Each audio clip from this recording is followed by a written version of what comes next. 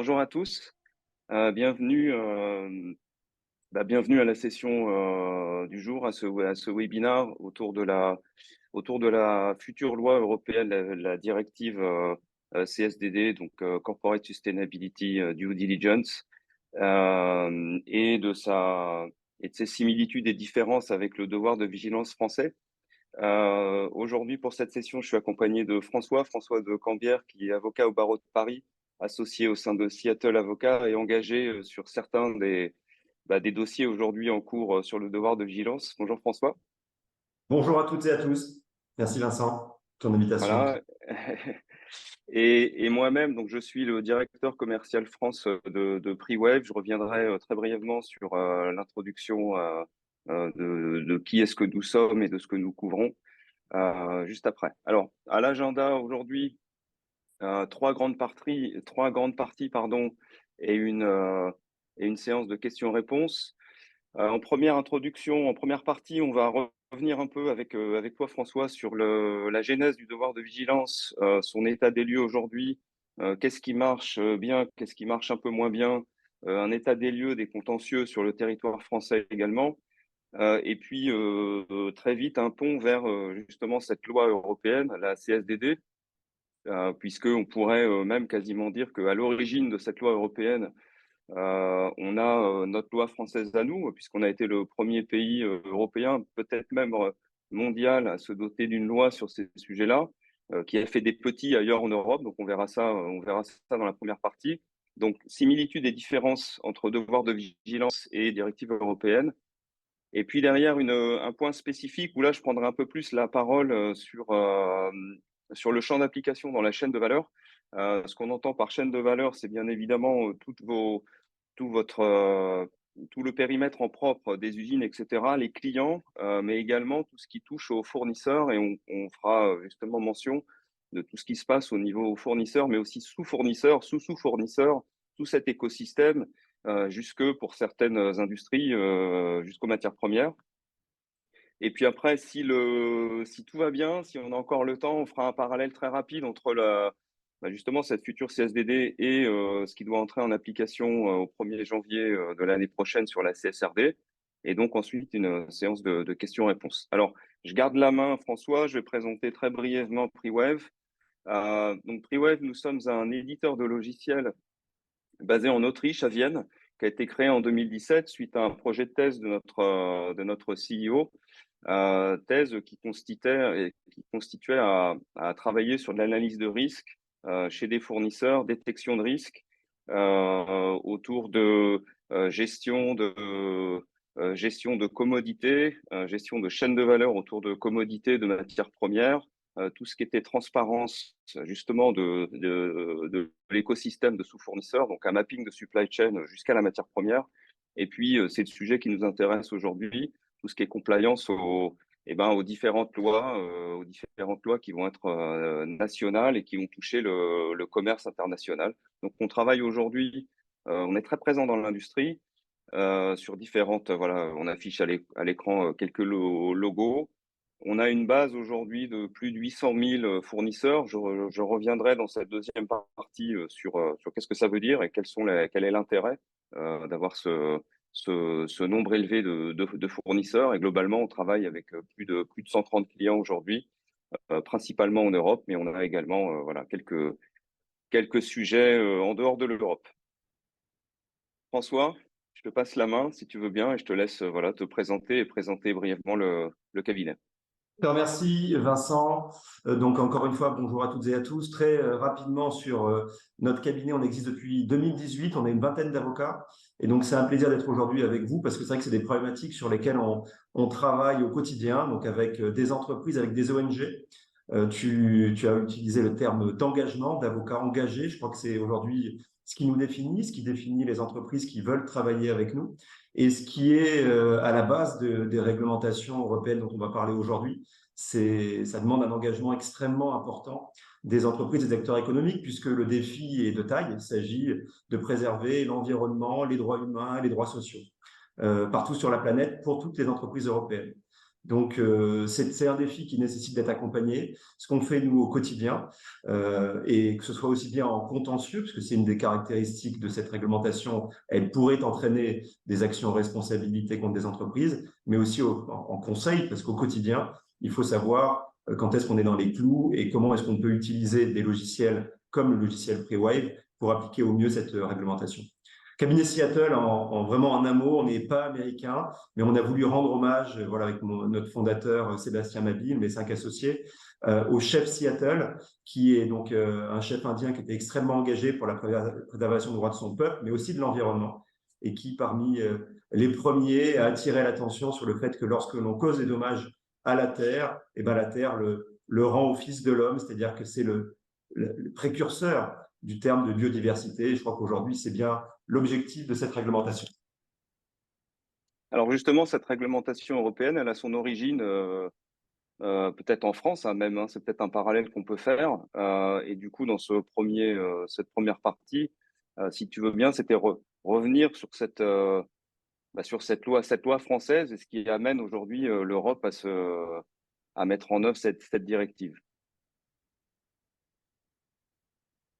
Donc l'inspiration de la loi, comme tu l'as dit, pour une fois n'est pas coutume, la France a été innovante puisqu'on a été le premier pays à adopter une réglementation contraignante sur le devoir de vigilance, cette fameuse loi de 2017 que vous connaissez toutes et tous, je crois. D'où vient-elle? Elle vient évidemment de textes internationaux, la soft law, donc les principes directeurs des Nations Unies, les fameux principes Ruggie, de John Ruggie, et les principes directeurs de l'OCDE qui s'appliquent aux multinationales pour la conduite responsable des entreprises. Ces principes ont été adoptés au début des années 2000 et ils ont été successivement actualisés avec une dernière révision que je vous signale en date de 2023 et des changements extrêmement importants sur des précisions, même sur le climat, comment ces impacts climatiques doivent faire partie de la démarche de vigilance et sur l'utilisation des produits et des services. Par ailleurs, il y a d'autres sources qu'on va mentionner, et on pourrait rentrer plus dans les détails, mais ce serait trop long, des réglementations européennes très spécifiques qui ont été adoptées dès 2010 dans des secteurs liés à risque, le bois, les minerais, la déforestation. Et il y en a encore qui sortent, hein, alors même que la directive européenne est en projet, puisqu'il y a un texte tout récent sur les batteries en juillet 2023. La jurisprudence de common law, ça peut paraître étrange, mais cette législation s'est inspirée de ce qui se fait dans certains pays, et en particulier en Angleterre, au Canada, puisque l'application du droit est beaucoup plus pragmatique et que depuis très longtemps, ces pays connaissent la notion de contrôle, c'est-à-dire d'aller rechercher la responsabilité d'une entreprise, pas parce qu'elle est directement responsable d'un dommage, mais parce qu'elle a le contrôle sur une société qui est responsable de ce dommage. Je peux citer 2 décisions, la décision Vedanta et Okpabi au Royaume-Uni, qui ont condamné notamment l'entreprise Shell pour des dommages causés au Nigeria par certaines de ses filiales. Puis il y a d'autres textes dont on pourrait parler plus en détail, la Charte de l'environnement, qui depuis 2005 prévoit une obligation spécifique de prévention des dommages causés à l'environnement.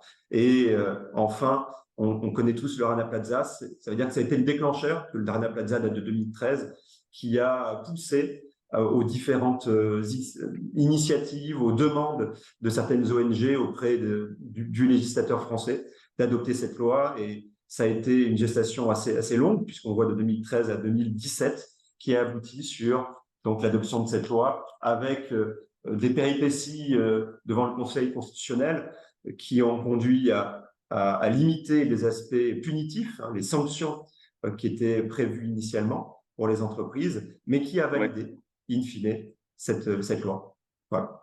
Alors, quelques mots peut-être sur l'application. En préparant, on disait, bah, finalement, ça a été assez complexe. Peut-être quelques mots sur cette complexité de la mise en œuvre.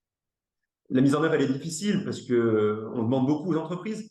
Et aujourd'hui, 5 ans après, un peu plus de 5 ans, on a du recul. Je veux signaler 2 choses, parce que c'est toujours complexe de prendre une position.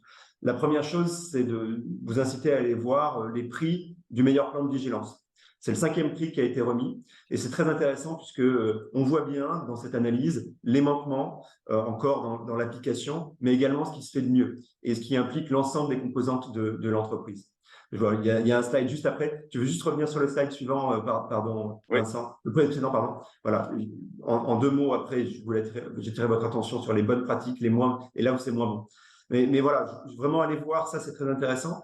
Je vous envoie aussi vers le radar de la vigilance, qui est pour le coup quelque chose qui est plutôt publié par des ONG et qui fait un compte-rendu de l'application par les entreprises et qui est aussi très intéressant parce que c'est le point de vue, on va dire, en balancier des ONG sur ce qui est encore aujourd'hui insuffisant. Ce que l'on constate, c'est que l'application, elle est très hétérogène puisque la loi, on va dire son caractère vague a été critiqué, alors que ça peut aussi être sa force, on le verra plus tard, et surtout le fait qu'il n'y a pas d'autorité de contrôle et très peu de jurisprudence aujourd'hui pour donner de la sécurité juridique aux entreprises. Ce qui est certain, c'est que sur des sujets aujourd'hui majeurs, comme le climat, comme des dommages avec des responsabilités collectives, les entreprises font face à des difficultés, je dirais, de compréhension et de clarté, de précision de leurs obligations qui vont être considérablement précisées et pour lesquelles la directive est vraiment une avancée. Voilà. Slide suivante, s'il te plaît. 2 mots sur cette Ça, c'est slide, c'est relatif au trop prix. rapide, trop long de rentrer en détail, mais je vous montrer 2 choses. Une analyse qui est faite donc par des spécialistes, des personnes qui ne sont ni des ONG, ni des avocats, mais qui travaillent au quotidien sur ces questions dans les entreprises, notamment Aurélie Bauduin, qui est aujourd'hui qui a présidé ce jury pour la remise du prix du meilleur plan de vigilance, remis à Renault cette année. 2 choses dans les graphiques sur votre gauche. Vous verrez que ce qui est aujourd'hui le plus problématique, puisqu'on a des notes qui sont remises aux entreprises sur des différents thèmes et différents critères de l'application du DV, on voit que là où ça ne fonctionne pas bien, c'est le dispositif de suivi et d'évaluation des mesures, le compte-rendu effectif, puisque le devoir de vigilance est une obligation d'agir, et il faut dire qu'est-ce qu'on a changé. Et ça, on voit 0,85, c'est vraiment là où le bas blesse. Et dans les différentes obligations, ce qui est aujourd'hui une difficulté pour les entreprises, il y a toujours ce compte-rendu de mise en œuvre, 0,57, mais on voit également le périmètre des filiales et des fournisseurs. Donc sur ce point, il y a des progrès importants à faire et un logiciel comme Prewave, véritablement, peut aider les entreprises à progresser sur ces points. C'est fondamental. Voilà, slide suivante, s'il te plaît. De la même manière, là, je dis 2 mots, mais je vous montre qu'il y a des bonnes pratiques qui sont aujourd'hui dégagées. Ces bonnes pratiques, vous les retrouverez également dans les slides sur le prix du plan de vigilance.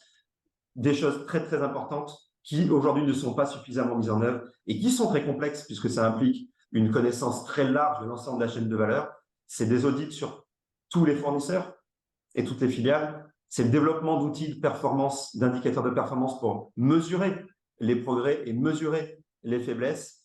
Et c'est des comités de pilotage et de restitution de ces audits au niveau des plus hautes instances de gouvernance d'entreprise. On voit que là-dessus, voilà, il y a énormément de progrès à faire et la directive européenne crée des obligations très précises dans ces différents domaines.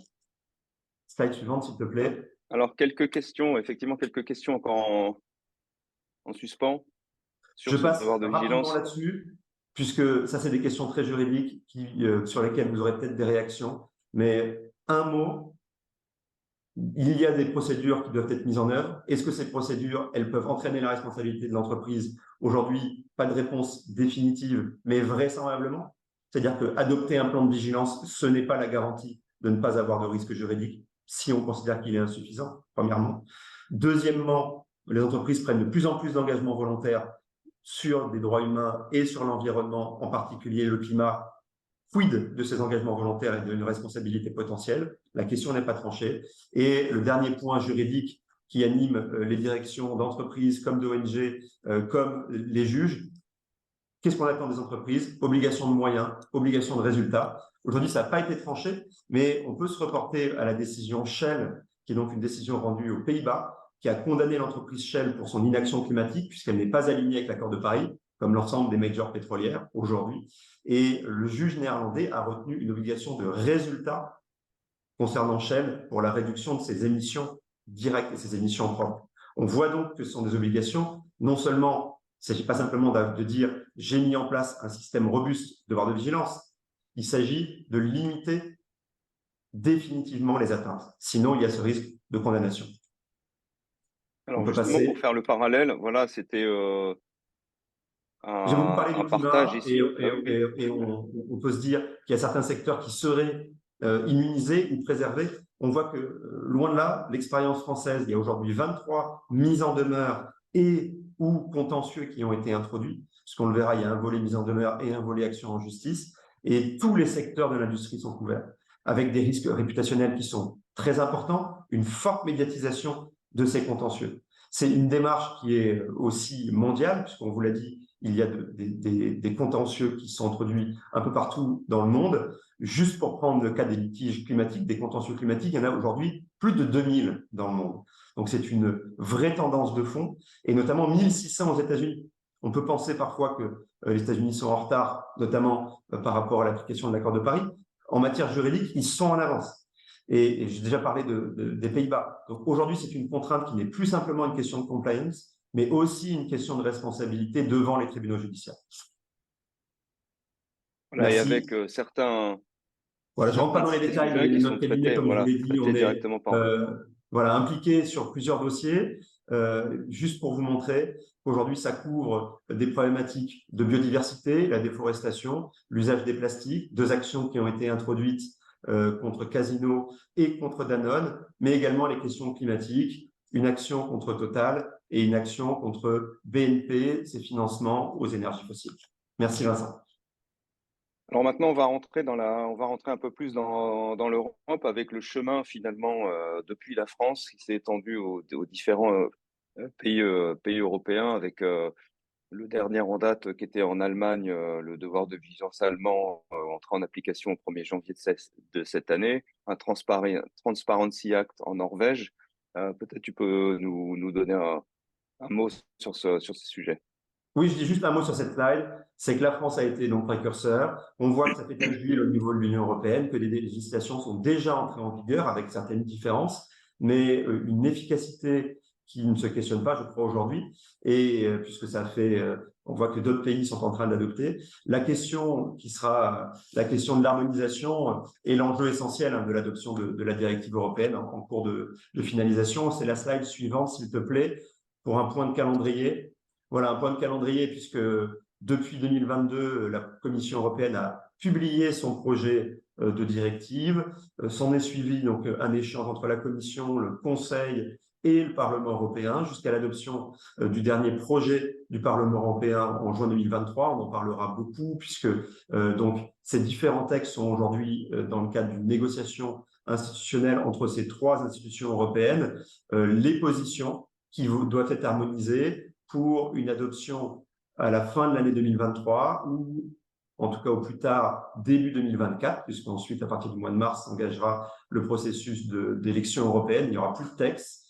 Donc, on peut attendre une adoption avant le printemps 2024, ce qui voudra dire une transposition dans les 2 ans. Et en fonction du délai qui sera prévu dans la directive, comme ça a été le cas pour la CSRD, une entrée en vigueur plutôt à la fin 2028-2029. Donc, il y a du temps pour se préparer, mais on voit que les obligations sont si importantes que ce ne sera pas de trop. Ouais, et du coup, et finalement, en préparant ce webinaire, ce qui était intéressant aussi en discussion, c'est de se dire, mais quelles sont les grandes différences, les grandes similitudes? Et en fait, il y a énormément de similitudes avec la loi française aussi. Donc, c'est ce qu'on va couvrir ici dans cette sous-première partie. Si tu veux bien, on va aborder quelques thématiques autour du champ d'application, du périmètre, des obligations, des critères de risque, etc. Donc, c'est ce qu'on va couvrir à partir de maintenant. Donc, voilà, on va rentrer dans quelques points de comparaison. Donc, point de comparaison et point de précision juridique sur le champ d'application. En droit français, on le sait, ce qui est couvert, ce sont les multinationales. Plus de 5000 salariés dans les filiales directes et indirectes pour le siège social en France. Donc, ça concerne les plus grandes entreprises. Ça concerne aussi des entreprises qui ont des filiales à l'étranger, dès lors que le siège social de la société mère est toujours en France. Donc ça, c'est une différence majeure. Il s'agissait des sociétés qui ont un siège social en France et ensuite soit sur une base directe 5000 salariés, soit sur une base consolidée 10 000 salariés. Environ 270 entreprises, il n'y a pas de compte précis. parce qu'il n'y a pas d'autorité de contrôle, mais ça a été comptabilisé notamment par le radar de vigilance, par plusieurs ONG. Donc, pas de critère de chiffre d'affaires, mais un critère par rapport à cette qualification de donneur d'ordre en raison de la taille de l'entreprise. D'où d'ailleurs des effets d'opportunité, de seuil, puisque certaines entreprises internationales ont pu limiter leur présence de salariés en France, ce qui donnait aussi une mauvaise impression de distorsion de concurrence et d'un fardeau peut-être trop lourd pour les entreprises françaises. Au niveau de l'Union européenne, comme je vous l'ai dit, donc il y a plusieurs positions, Parlement, Commission et Conseil. Sur le terrain du champ d'application, ils sont relativement alignés. À retenir, c'est qu'il y a un changement de paradigme. On ne parle plus simplement des grandes multinationales, mais on va parler de toutes les entreprises de plus de 250 salariés, avec des seuils cumulatifs de nombre de salariés, d'employés, d'ailleurs ce qui peut introduire, et vraisemblablement ce qui introduira comme en droit allemand, à ajouter au-delà des salariés potentiellement l'intérim et autres statuts. Donc 250 employés, c'est le terme qui est utilisé, on verra comment il sera transposé. 40 millions d'euros de chiffre d'affaires, et donc une couverture énormément élargie par rapport à la loi française. Ça concerne quasiment toutes les PME françaises relativement solides. Ça, c'est le premier point. Le deuxième point, c'est qu'il y a aussi une problématique de secteur à risque. Donc, la Commission européenne avait prévu d'abaisser les seuils pour les secteurs à risque, industrie textile, agriculture, extractif. Au niveau du Parlement, pour l'instant, ça a été abaissé pour l'ensemble des secteurs, mais ce sera un point débattu. La deuxième chose également, la troisième chose, c'est donc le périmètre par rapport aux sociétés non européennes. Et ça, c'est une innovation. C'est-à-dire que des entreprises qui n'ont pas leur siège en Union européenne, mais qui opèrent sur le marché européen, seront également soumises à la réglementation européenne. Je crois que c'est une très bonne chose, puisqu'il y avait une problématique de forum shopping, ou en tout cas de dumping par rapport aux entreprises hors Union européenne. On parle sur ces seuils, on passe de 270 entreprises en France à environ 20 000 en Union européenne, dont 1800 entreprises françaises. Donc c'est x7 à peu près par rapport au champ d'application d'aujourd'hui, c'est considérable. François, on a une question en ligne qui est associée à ce sujet. C'est est-ce qu'il y a y a-t-il des exclusions, inclusions ou exclusions d'ailleurs sectorielles sur Il y a une ces... exclusion qui a été proposée par le Conseil européen. Pour l'instant, elle n'a pas été retenue en tout cas, ça n'a pas été tranché sur le secteur financier. Donc, le Conseil européen voulait exclure l'intégralité du secteur financier en laissant la possibilité aux États de choisir ou pas. Le Parlement a remis le secteur financier en excluant les fonds de pension. Mais sinon, on est à peu près sur l'ensemble des secteurs industriels. Ok.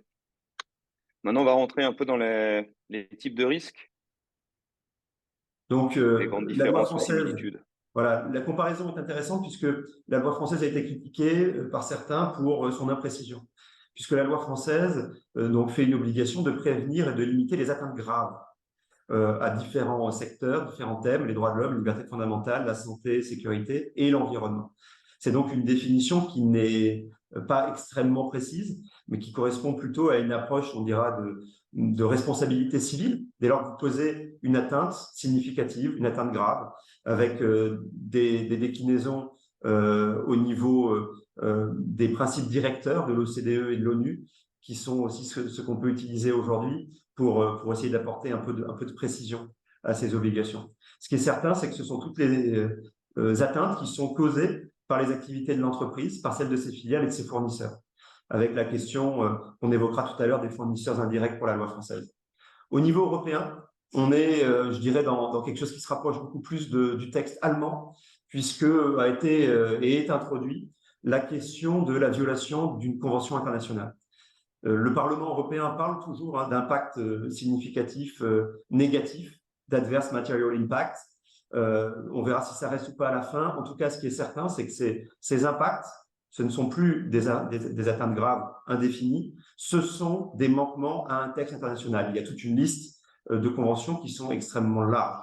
Donc, il y a plus de précision, mais aussi peut-être un certain élargissement, ou en tout cas moins d'incertitude sur le périmètre. Ce qui va je dirais, cristalliser le champ, le périmètre de ces atteintes.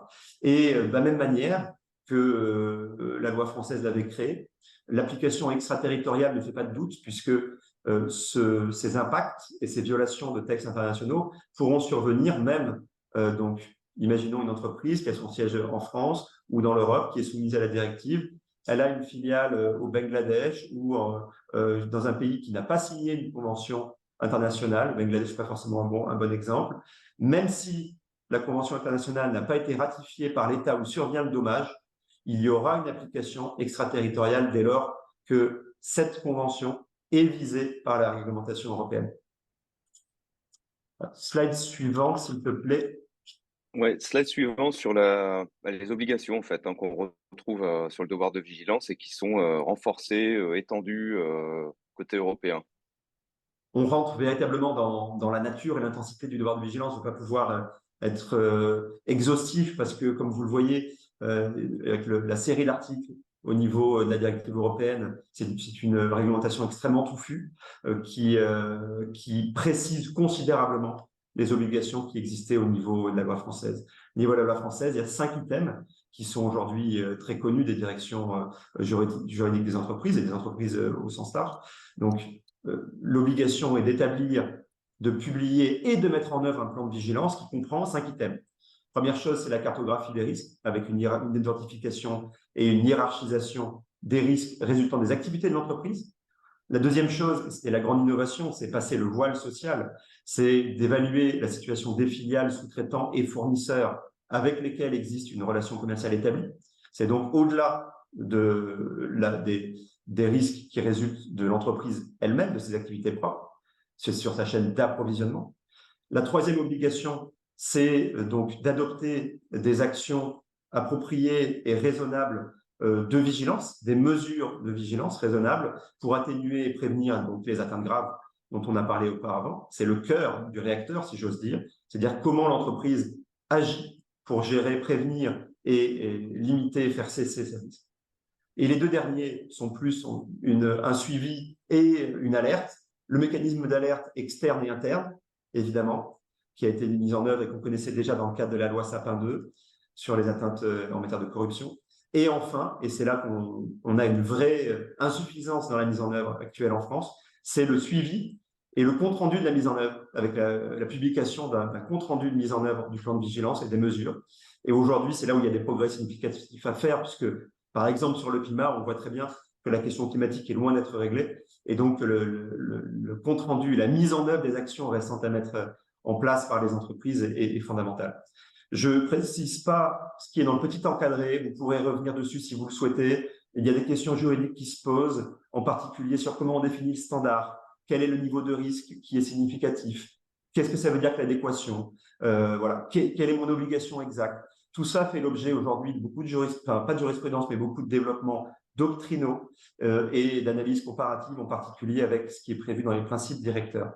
Et pour savoir exactement ce à quoi et comment les entreprises seront jugées sur leurs actions en matière de devoir de vigilance. C'est des questions qui sont source d'insécurité juridique, qui sont aujourd'hui à l'origine de la plupart des consultations d'entreprises envers des cabinets comme le nôtre et des cabinets de conseil, mais également pour lesquels je crois, et c'est la raison pour laquelle on accepte de faire ce webinaire avec toi, Vincent, et on est ravis de le faire, c'est parce qu'il faut véritablement qu'il y ait des innovations comme FreeWave qui permettent, avec des outils d'intelligence artificielle, de mettre en place et d'assurer un suivi efficace de l'ensemble de ces mesures de vigilance. C'est encore plus vrai lorsqu'on parle de la directive européenne, puisque la directive européenne renforce considérablement donc la nature de ces obligations. Je suis un peu long sur ce slide parce que c'est vraiment central. Donc la première chose, c'est que tout comme le plan de vigilance devait être établi, publié, mis en œuvre, il y a une obligation d'intégrer ce plan de vigilance dans les politiques de l'entreprise. Ça veut donc dire qu'au niveau de toutes les activités, au niveau des contrats fournisseurs, des procédures internes, l'ensemble donc des mesures de vigilance, de l'identification des risques et de ce dont on va parler par la suite sur la prévention, la cessation et la remédiation devront être intégrés. C'est véritablement une révolution, hein, puisque il y a des points extrêmement précis sur la mise en œuvre au sein des politiques internes de l'entreprise.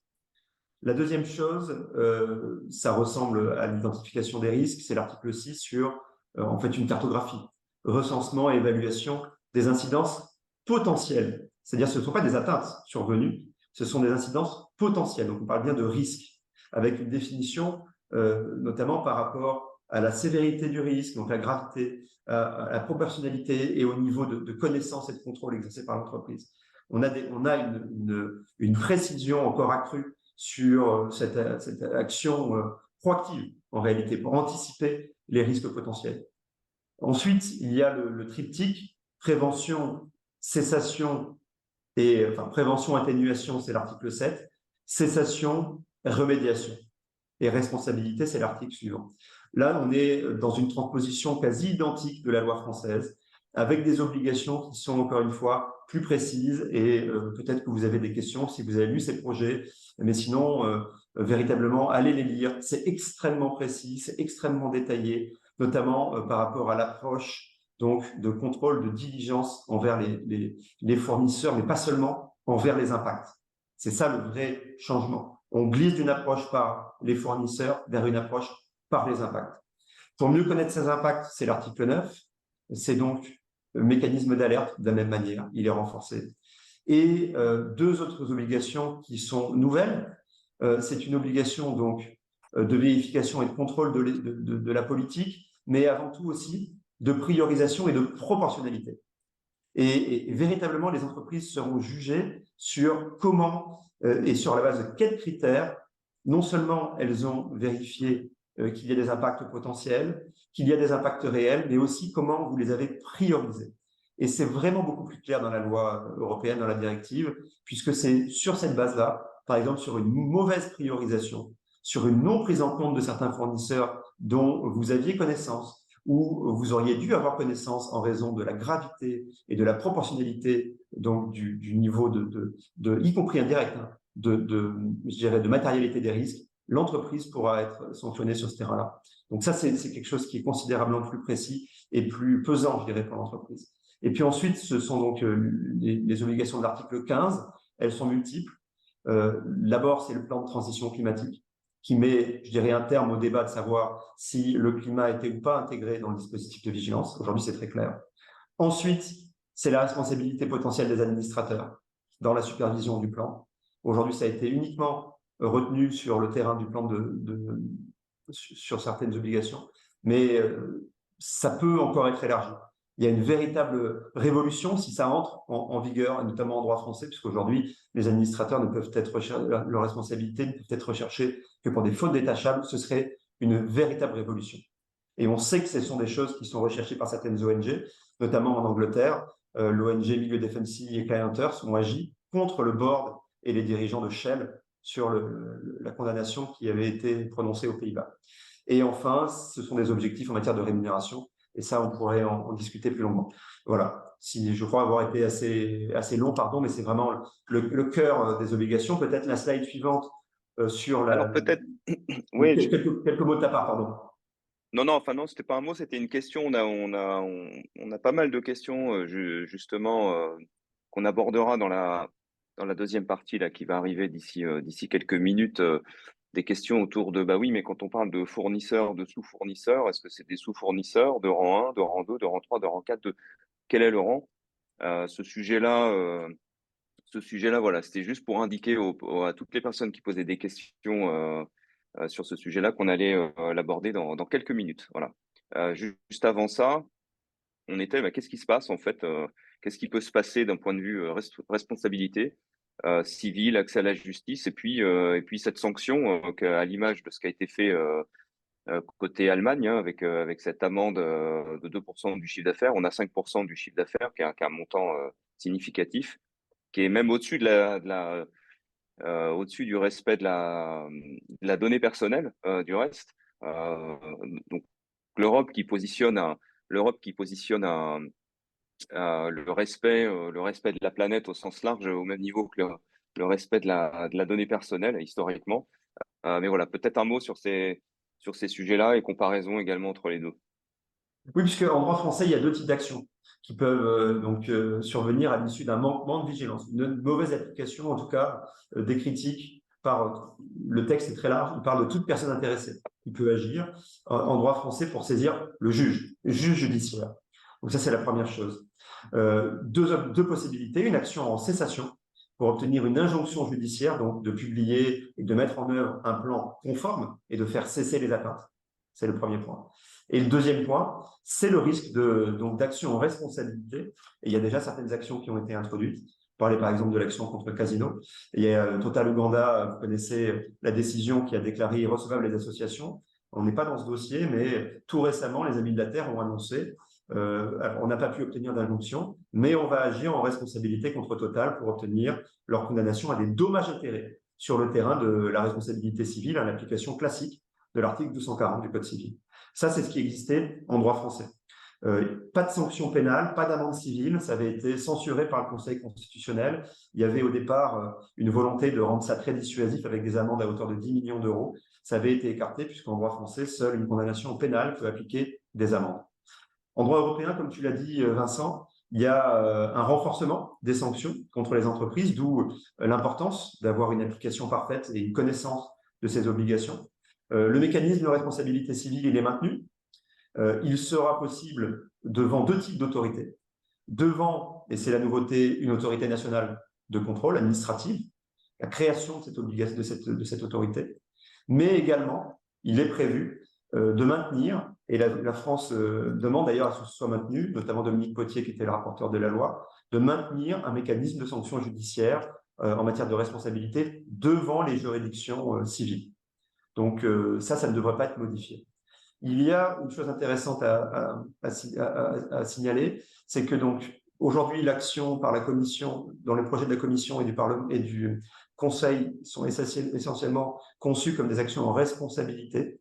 Il n'y a pas encore, il n'y avait pas d'action en injonction qui était prévue. Le Parlement, dans son projet du 1er juin 2023, l'a rajouté lorsque l'entreprise cause ou contribue à causer à des dommages. Donc, ce mécanisme d'injonction pourrait revenir, devrait revenir. Si il se conjugue avec l'adoption et la création d'une autorité de contrôle, ça pourrait donner lieu à des injonctions similaires à celles de l'AMF, l'autorité des marchés financiers, à celle de l'AFA en matière de corruption, ou de la CPR, ou d'autorité de la concurrence.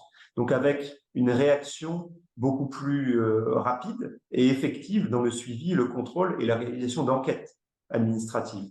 Donc, si ça se confirme, ce sera à suivre d'ici la fin de l'année 2024, ce sera encore un renforcement des contraintes envers les entreprises. Un point important à signaler, tu l'as dit, c'est que les atteintes pourraient être sanctionnées par des montants importants d'amende. On parle de 5% du chiffre d'affaires mondial de l'entreprise. Des exclusions des marchés publics, ça avait déjà été adopté au niveau français en cas de non-respect des obligations de vigilance. On voit qu'il y a un souhait de créer un cadre extrêmement dissuasif pour s'assurer de l'application de ces obligations. Il y a heureusement aussi pour les entreprises une recherche de sécurité juridique, puisque, et c'est une innovation, pour les fournisseurs indirects, uniquement indirects, il pourrait y avoir une sorte de safe harbor, comme on dit maintenant, en mauvais français, une sorte d'exonération, dès lors que l'entreprise arrive à démontrer qu'elle a mis en place deux choses: des garanties contractuelles suffisantes, c'est-à-dire des codes de conduite. Et donc là, on peut s'attendre à ce qu'il y ait énormément de travail pour mettre en place ces codes. Ils existent, mais ils devront être considérablement renforcés pour être conformes aux différentes obligations. Et puis surtout, une vérification. Il ne suffit pas d'adopter des documents. Comme en droit français, le Conseil constitutionnel nous l'a dit, il ne s'agit pas d'une obligation documentaire, mais une obligation civile de comportement, d'agir et de justifier non seulement qu'on a pris les mesures, mais qu'on les a mises en œuvre.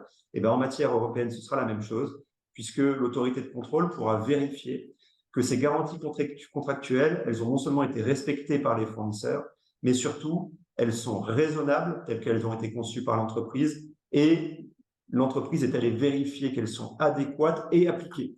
Ce qui veut donc dire, selon l'article 22, qu'il y aura le contrôle de la pertinence des audits, de la suffisance, je ne sais pas si c'est très français, mais en tout cas du caractère suffisant, et des outils qui auront été mis en place. Là encore, un logiciel qui soit propre ou qui soit développé par une entreprise externe pourrait être un outil pour s'exonérer, en tout cas pour être dans une sécurité juridique suffisante sur l'application de ces règles. Voilà je crois qu'on peut passer à la chaîne d'approvisionnement. Ouais, justement, ce sujet des fournisseurs, sous-fournisseurs ou chaînes de valeur amont, aval des entreprises, je crois que également il y a quelques ajustements, des prismes ou des angles, en tout cas, de regard qui sont différents. Je te propose de démarrer sur ce sujet-là pour donner un point de vue, ton point de vue sur ces sujets-là. Et puis moi, juste après, j'expliciterai un petit peu les différentes techniques aujourd'hui qui sont à la main des entreprises pour répondre à ces problématiques sans pour autant multiplier par 10 ou 20 ou 50 la taille de leurs équipes. Oui, mais merci Vincent. Après, je te passerai la parole parce que j'ai beaucoup monopolisé le crachoir. Les avocats sont bavards, encore une fois, et merci aux clients d'être patients, comme toujours. Mais c'est vrai que la réglementation est vraiment extrêmement touffue. On pourrait en parler pendant des heures. Pour synthétiser sur cette question de la chaîne de valeur. En droit français, on parlait donc des activités propres, je vous l'ai dit, de l'entreprise et de son groupe, et des relations commerciales établies avec donc les fournisseurs, les sous-traitants. Les questions qui sont tout de suite posées, c'est quel rang? Est-ce qu'il faut aller jusqu'au énième fournisseur? Est-ce que je dois m'engager sur l'ensemble de mes fournisseurs et de sous-traitants dont je n'ai même pas connaissance? Question qui avait été posée et soulevée par les entreprises mises en cause dans le scandale du Rana Plaza. Auchan, qui avait fait l'objet d'ailleurs d'une procédure pénale, qui l'a mis hors de cause puisqu'on n'arrivait pas à apporter des éléments démontrant qu'elle avait connaissance de cette sous-traitance dans des conditions inhumaines. Euh, on se pose toujours cette question en droit français et on n'a pas de réponse parce qu'il n'y a pas de jurisprudence. Ce que je peux vous dire, c'est que la directive européenne apporte une réponse. Et avant la directive européenne, on avait la question qui était réglée aussi par les principes directeurs, parce que les principes directeurs donc, de l'ONU et de l'OCDE sont très clairs. Il faut aller au-delà des fournisseurs directs et il faut aller jusqu'aux fournisseurs indirects au-delà du rang 1. Donc c'est une obligation qui s'exerce sur toute une cascade de fournisseurs. Et le Rana Plaza concernait, et d'ailleurs le Rana Plaza est visé dans les motifs de la loi française, donc dès aujourd'hui, un conseil qu'on peut donner aux entreprises, c'est d'aller au-delà de ce rang 1. Sinon, il y a un vrai risque juridique, même si on sait que certaines entreprises nous expliquent, et elles ont parfois raison, que c'est très compliqué, de montrer qu'on a mis en œuvre une démarche qui va au-delà du rang 1 permet de sécuriser, en tout cas de limiter les risques juridiques. Au niveau européen, ce sera plus suffisant, puisque comprennent donc la proposition de la Commission ou la proposition du Parlement, il n'y a plus de doute, il s'agit donc de chaîne de valeur. Chaîne de valeur, c'est plus large que chaîne d'approvisionnement. Le Conseil européen, lui, parle de chaîne d'activité, on verra ce qui ressort de la négo. Chaîne d'activité, a priori, ça pouvait exclure l'aval, c'est-à-dire les activités des clients. Pour la Commission et pour le Parlement, chaîne de valeur, il n'y a pas de doute. Ça concerne aussi l'utilisation des produits. Donc, amont, aval. Ça concerne l'ensemble des fournisseurs, plus simplement les fournisseurs directs, fournisseurs également indirects, je vous l'ai dit, avec des dispositions spécifiques pour les fournisseurs indirects, notamment pour arriver à s'exonérer de responsabilités. Mais ce qui veut bien dire que l'obligation, elle pèse aussi sur ce rang N, ou en tout cas au-delà du rang 1. C'est donc plus large. Il y a une continuité dans l'obligation de contrôle, de diligence. Il y a une approche, comme je vous l'ai dit, non plus simplement par les risques, ou par les fournisseurs, mais par l'impact.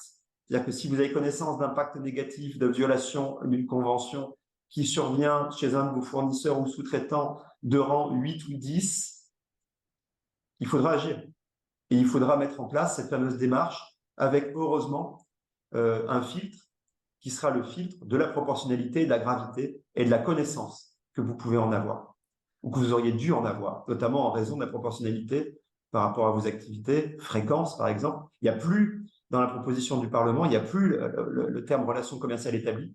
Donc on ne pourra plus simplement dire je travaille que de temps en temps avec ce fournisseur.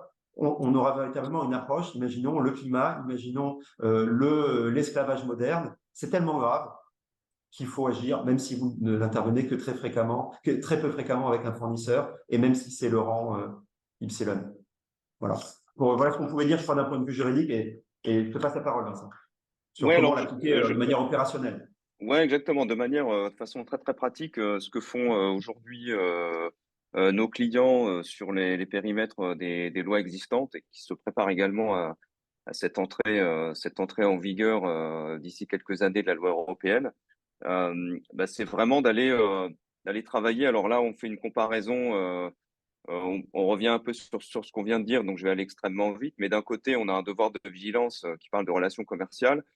Euh, de façon pratico-pratique, quand on lit les plans de vigilance aujourd'hui des grandes entreprises, il est fait quasi mention que des fournisseurs directs. On a quelques mentions non pas sur des fournisseurs indirects, mais plutôt sur des périmètres un peu plus larges, sur de la matière première, par exemple, et ça, c'est bien. Ce qu'apporte l'Europe, pour le coup, c'est la connaissance nécessaire des fournisseurs directs, c'est sûr, à risque, mais aussi de tout un écosystème de fournisseurs indirects jusqu'au rang N, à risque également. Alors, en pratique, en fait, dans les entreprises, ce qu'on fait en règle générale en termes d'analyse de risque, c'est on analyse principalement ces fournisseurs directs. On devrait, sur le papier, en tout cas français, dans une vision maximaliste, le faire également sur son écosystème de sous-fournisseurs, donc de rang N. En pratique, le petit carré gris, c'est pour matérialiser il est fait un petit peu sur quelques sujets. Côté Europe, euh, on n'est pas nécessairement sur l'ensemble des fournisseurs, on est vraiment sur une analyse impact, risque, etc. Donc, c'est des sous-parties, mais qui vont s'avérer peut-être complexes à cartographier. Donc, dans l'idée, c'est de se dire, dans un premier temps, une loi française, on met un peu tous ces fournisseurs, tous ces sous-fournisseurs dans un entonnoir, enfin, voilà, comme un entonnoir qui est représenté à l'écran ici, de manière à dire au départ, j'en ai des centaines, des milliers, des dizaines de milliers. Dès qu'on commence à rentrer sur des rangs 2, rangs 3, on est sur des facteurs x10, x20, x100, x200, x1000 sur le scope, en fait, sur le périmètre. Et donc, comment aujourd'hui arriver sur tous ces énormes volumes, hein, comment arriver à détecter ces potentiels de risques avérés ou risques potentiels? C'est là justement où l'intelligence artificielle apporte aujourd'hui sur ces sujets-là. Voilà, elle apporte un métier plutôt que plutôt, encore une fois, je le disais tout à l'heure, que de multiplier par 10, 20, 30 les tailles de ces équipes parce qu'on a fait x10, x20, x30 sur le scope, c'est utiliser l'intelligence artificielle pour justement arriver à détecter, prioriser et définir en fait où se passent ces sujets-là. Donc, c'est très similaire sur ce qui se passe en Europe, sauf que dès le départ, on est quasi à devoir lister, définir un périmètre qui se trouve à risque, peu importe que ce soit des fournisseurs de rang 1, de rang 2, de rang 3, de rang N. Alors, pour ce faire, quelques techniques, et là, on est un peu plus dans ce qu'on fait nous, mais c'est cette connaissance des rangs N. Oui, il est possible de la connaître. C'est possible. Il y a des technologies aujourd'hui, il y a des façons de faire. C'est ce qu'on fait nous. Trois grands domaines. On a tout un tas de données publiques qui existent. C'est de la foultitude de données, mais qu'on arrive à combiner, à croiser, etc., pour trouver des relations, par exemple, sur des matières premières entre des sociétés, sur tous les rangs d'un fournisseur.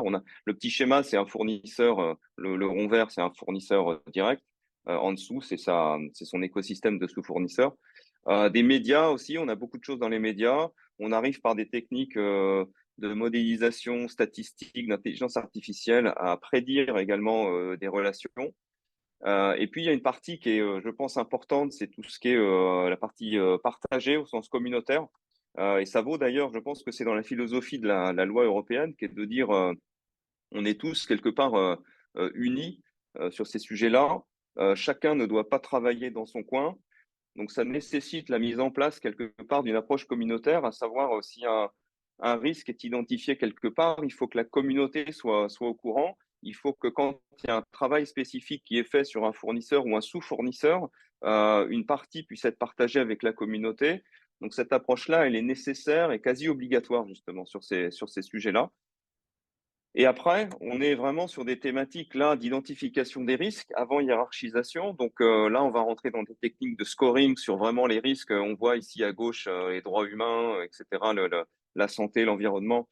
On est sur une description très précise des risques couverts par les différentes lois, avec en premier lieu des analyses directes sur, si je prends un fournisseur direct, dans quelle industrie il opère, quel type de matière première il produit, où sont ses usines, et puis derrière, des choses très très précises sur ce qui se dit potentiellement à l'autre bout du monde sur ce fournisseur, dans les médias, sur les réseaux sociaux, qui vont déterminer à la fois un score de risque en fait pour l'entreprise ou pour ses usines. Et puis, cette entreprise qui vient aussi avec son écosystème de sous-fournisseurs, et donc c'est la capacité à ajouter ça dans des calculs de risque, de manière à ce que on fasse une approche, non pas par société, mais par une société et puis tout l'écosystème, tout le risque qui est ramené par son écosystème de sous-fournisseurs, de manière à ce que, in fine, on puisse positionner euh, cette société et donc tout son écosystème de fournisseurs dans des matrices de risque.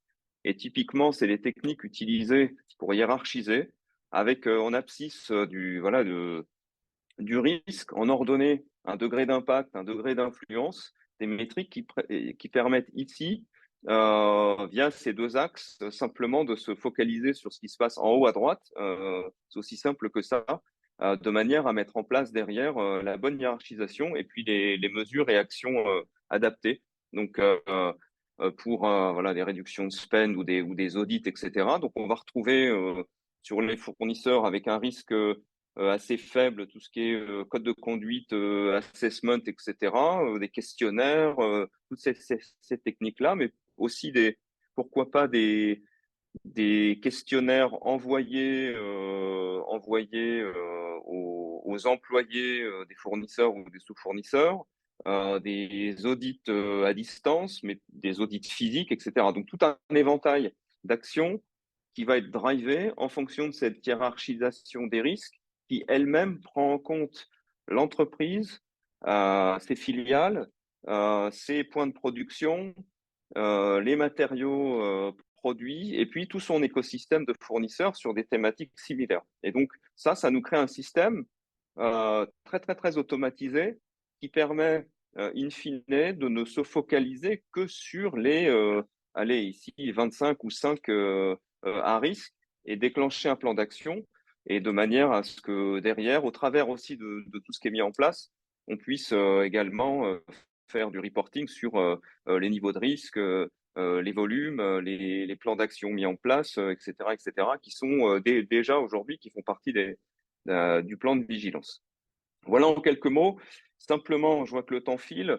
Nous organisons dans un deuxième temps, potentiellement fin septembre ou début octobre, un webinaire complémentaire où on proposera voilà, que vous vous connectiez pour qu'on rentre un peu plus en détail sur ces sujets technologiques, faire des démonstrations et des choses comme ça, de manière à se projeter un peu et à voir que finalement, euh, c'est complexe, c'est large, c'est très important, mais la technologie peut aider et peut aider très très vite en fait. Hein. Très très vite, c'est des choses comme ça peut se mettre en place en quelques mois, très très rapidement. Euh, je parlais de reporting un peu tout à l'heure sur ces sujets-là. François, on voulait en toute fin et peut-être en 1 ou 2 minutes, si c'est possible, peut-être faire un lien entre la CSDD et la CSRD qui doit entrer en application parce que on a l'impression que la CSRD arrive et qu'en même temps, elle embarque déjà des éléments qui seront prévus dans la CSDD. Oui, juste un point au préalable pour rebondir Oui, sur ce que tu nous as présenté. L'approche par la hiérarchisation et la priorisation, elle avait été retenue par les entreprises dans le cadre de la loi française. Elle est encore plus importante et elle est même consacrée par la législation européenne. Donc, l'utilisation d'un logiciel comme Freewave, moi, m'apparaît un outil essentiel pour arriver à démontrer que vous respectez les obligations qui sont celles de la directive. Parce que la directive dit bien, il faut prioriser les risques les plus graves.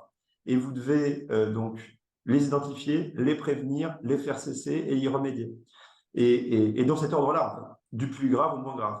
Mais plus, et donc ce sera une législation qui sera mise en œuvre sur des années, avec une progressivité, mais plus vous aurez réglé les atteintes et les dommages, les impacts les plus graves, plus, ça ne veut pas dire qu'il ne faudra pas gérer les moins graves. Il faudra au contraire élargir au fur et à mesure.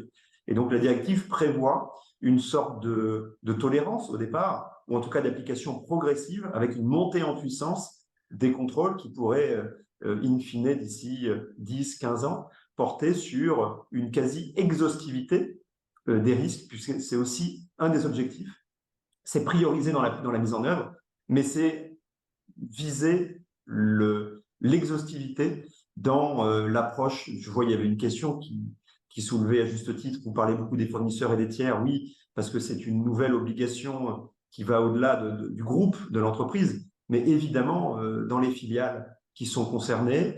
Et d'ailleurs, j'ajoute sur ce point que donc, il est fait référence dans la directive aux principes directeurs de l'ONU et de l'OCDE de manière explicite.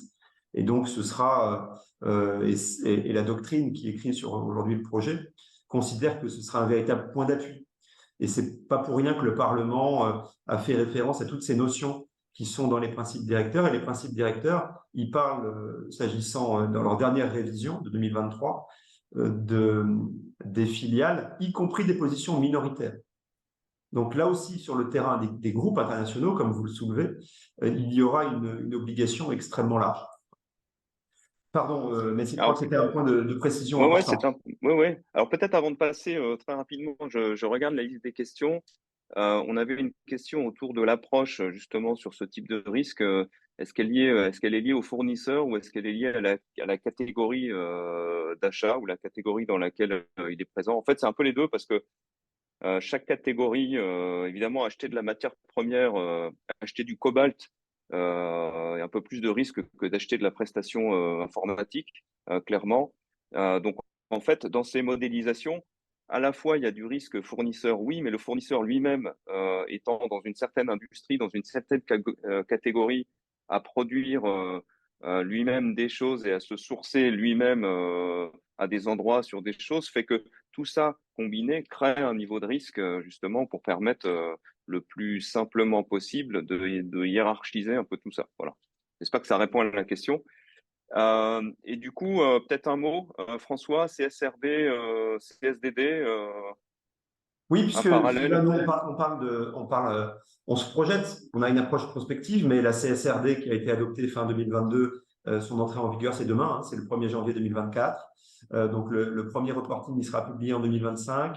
Entrée en vigueur qui s'étale dans le temps jusqu'en 2028 en fonction de la taille des entreprises. Ça, on partagera les slides évidemment et vous pourrez consulter les seuils en détail. Et la grande innovation, c'est ce principe de double matérialité, c'est-à-dire donc à la fois sur les questions financières, mais extra-financiers également. C'est donc l'approche sur les risques pour l'entreprise et les risques pour les tiers. Voilà. La slide suivante, s'il te plaît, Vincent, parce qu'en un mot, vu le temps qui nous reste, je veux juste attirer votre attention sur trois choses. Un, il va y avoir donc ces deux directives qui à terme existeront et coexisteront, et elles ont beaucoup de points de recoupement, notamment les informations de durabilité qui devront être donc publiées, qui sont un élargissement par rapport à ce qu'était la directive de reporting extra-financier. Elles permettront de s'assurer que les obligations de vigilance sont respectées. Publication d'informations qui pourront être exploitées par les tiers, par les ONG, par les autorités publiques pour, le cas échéant, démontrer un manquement, une atteinte, une violation. Premier point. Le deuxième point, c'est que ces deux directives font référence aux principes directeurs ONU et OCDE. Donc, ça devient véritablement des normes contraignantes, ce serait aller un peu au-delà peut-être, mais qui ne sont plus simplement de la soft law, qui font partie de corpus de règles contraignants, ce coup-ci, pour les entreprises. Ensuite, le champ d'application est le même, 250 salariés. Donc, élargissement considérable. Quasiment toutes les entreprises sont concernées. La CSRD, c'est 50 000 entreprises au niveau européen. Quatrième point, ce sont les obligations en matière climatique. On sait qu'il y a encore des débats aujourd'hui sur l'intensité de la vigilance climatique dans la directive, mais dans la CSRD, il y a déjà une obligation d'établir un plan de transition par rapport aux objectifs de l'accord de Paris et aux objectifs du Green Deal européen, moins 55% d'émissions sur tous les scopes, émissions directes et indirectes, scope 1, 2, 3, en 2030. Et on est très loin d'y être dans beaucoup de secteurs. Donc, cette obligation de publier un plan, elle pourrait entraîner des obligations et en tout cas des questionnements sur le terrain de la responsabilité en matière de vigilance. Et quoi qu'il en soit, pour les plus grandes entreprises, la CSRD prévoit déjà une obligation de mise en œuvre de ce plan. Et donc, quid en cas de non mise en œuvre, en cas de non-respect des objectifs de réduction d'émissions, comme ça a pu être le cas pour l'État français qui a été condamné, on le sait, devant le tribunal administratif. Deux autres points très rapides. La vraie révolution de la CSRD, au-delà de ce qu'on vient de dire, c'est la création donc d'une obligation de standardisation et une harmonisation du reporting. C'est ce qui faisait vraiment défaut aujourd'hui dans le reporting extra-financier. Il est prévu donc que des normes européennes soient adoptées et la Commission européenne a délégué ce pouvoir à l'EFRAG, qui est une organisation qui est en train de publier des standards de comment, en fonction de différents, soit sur des thématiques générales, soit sur des thématiques sectorielles, on vous en a mis quelques-unes, les informations devront être publiées. Quel niveau de détail, quel type de matérialité et quelle qualité. Et ces obligations seront contrôlées. Et elles seront contrôlées et certifiées par des certificateurs indépendants. Donc, il y a là aussi un saut qualitatif, c'est l'objectif, mais un véritable risque pour les entreprises. Il n'y a pas de sanctions définies dans la CSRD, mais quand on voit que ces deux directives sont alignées sur le champ d'application et qu'elles s'exercent, qu'à terme, elles entreront en vigueur ensemble, on comprend que la directive devoir de vigilance et comment elle est appliquée pourrait être la sanction d'un mauvais reporting. Donc, là où on a vu peut-être des effets d'aubaine dans certains secteurs de peu publier, il faut se féliciter, il y a beaucoup de secteurs aujourd'hui en matière de vigilance qui publient beaucoup d'informations, qui ont fait des efforts considérables, notamment dans le secteur financier, notamment dans le secteur du textile, dans certains secteurs et sur certains types de risques. On parlait des atteintes aux droits humains, etc.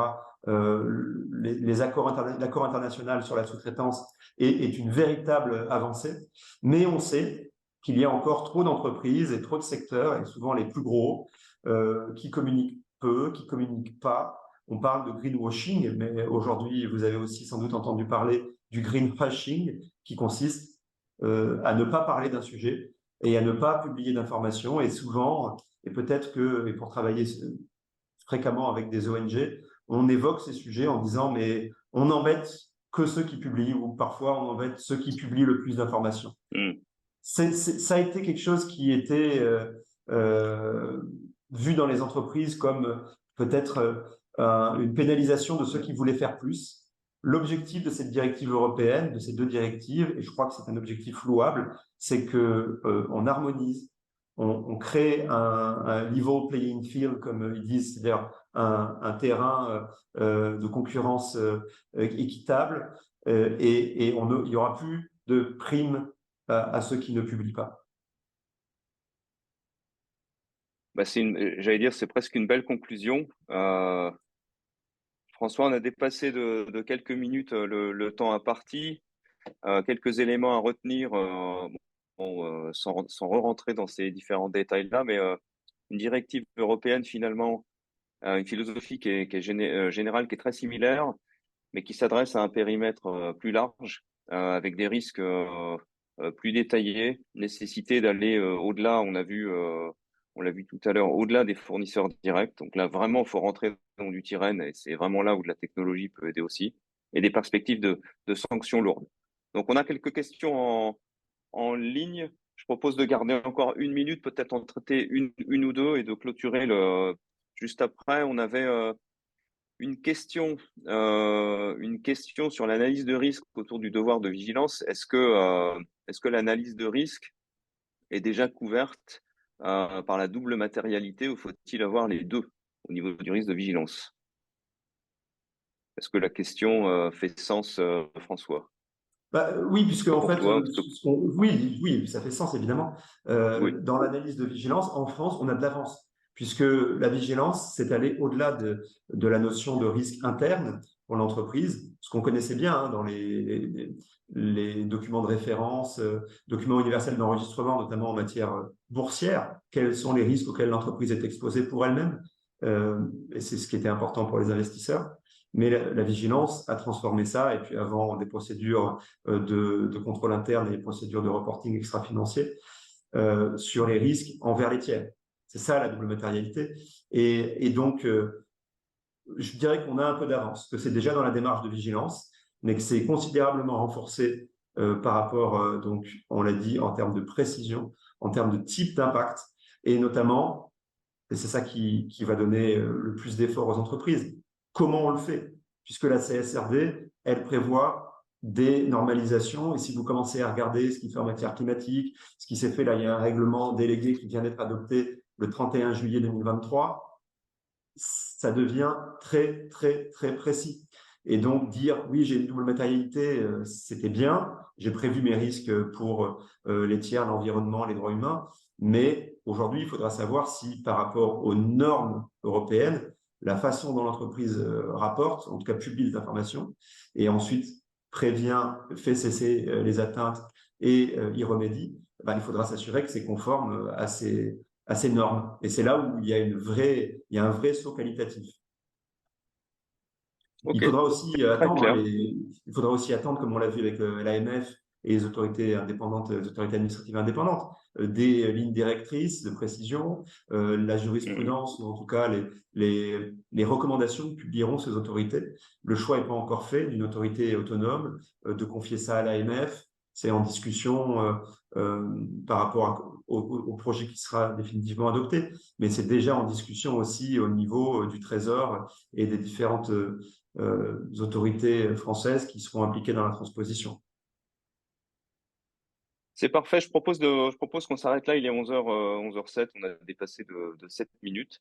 On espère en tout cas, encore une fois, un grand merci François. On aurait pu faire un webinaire de 2 heures, je pense, ou 3, ou 4, ou 5, en fait. On espère en tout cas, donc un grand merci à toi d'avoir été présent aujourd'hui, parce que je pense que c'est très nécessaire et cette lecture, à la fois d'un point de vue enfin, cette lecture juridique, à la fois, avec une vue entreprise, mais peut-être aussi une vue planète, une vue engagement, une vue ONG. Je pense que c'est très, très, très, très pertinent. Un grand merci, encore une fois, pour votre participation. Quelques questions. On avait quelques questions plus sur ce que j'ai couvert. Donc là, voilà, je vous propose, on vous réinvitera sur une session un peu plus orientée autour des produits, des technologies, etc., pour couvrir un peu tout ça. Mais encore une fois, voilà, merci. Peut-être un mot de la fin, François, si tu le souhaites. Mais et sinon, voilà, je clôture la session d'aujourd'hui. Oui, alors juste une demi-réponse à Juliette Guillemin parce que ça c'est un point intéressant. Les organismes tiers indépendants, évidemment, vous avez raison, ils pourront intervenir en plus des CAC, donc il y a tout un secteur qui va se créer. Et vous demandez, et les avocats, donc je plaide pour ma paroisse, les avocats ont publié un appel à faire partie de ces organismes tiers indépendants, c'est-à-dire que les avocats puissent venir certifier, puisque si vous avez bien suivi tout ce qu'on s'est dit, il y a énormément d'obligations juridiques et notamment dans l'application des principes directeurs. Ce sera plus simplement de la comptabilité, même double matérialité. Ce sera de dire comment je respecte certaines obligations juridiques, y compris dans la CSRD. C'est la raison pour laquelle notre ordre national, enfin le Conseil national des barreaux, candidate pour être retenu lors de la transposition comme les CAC, comme une nouvelle sorte de CAC. Voilà. Et en conclusion, je dirais que c'est beaucoup de contraintes, mais c'est aussi beaucoup d'enthousiasme. Nous, on voit dans les entreprises toutes les personnes qui sont impliquées, de plus en plus responsabilisées et enfin entendues au niveau de certains COMEX ou de certaines directions générales, que ce soit les directions comptables, financières ou juridiques, qui parfois étaient moins entendues. C'est un sujet qui devient fondamental. C'est un sujet de création de valeur, puisque demain, on sait que dans un monde en transition, on va valoriser, même si on dit qu'il y a certains secteurs ou certains pays du globe qui sont plus en retard, le jour où les entreprises françaises seront des grands leaders, et c'est le cas dans beaucoup de secteurs en matière de transition, il y aura des opportunités business. Ça, c'est une chose. Et puis, c'est aussi un défi de recrutement, de motivation des équipes. Moi, j'enseigne tout ça à l'ESSEC, à Sciences Po, et on voit que c'est des problématiques auxquelles vous devez être exposé dans vos directions et dans les entreprises. On voit que c'est aujourd'hui quelque chose qui est extrêmement sensible pour les nouveaux collaborateurs et la recherche de sens et le fait de dire que les entreprises sont associées, comme tu le disais Vincent, à cette vision planète, je crois que c'est déterminant.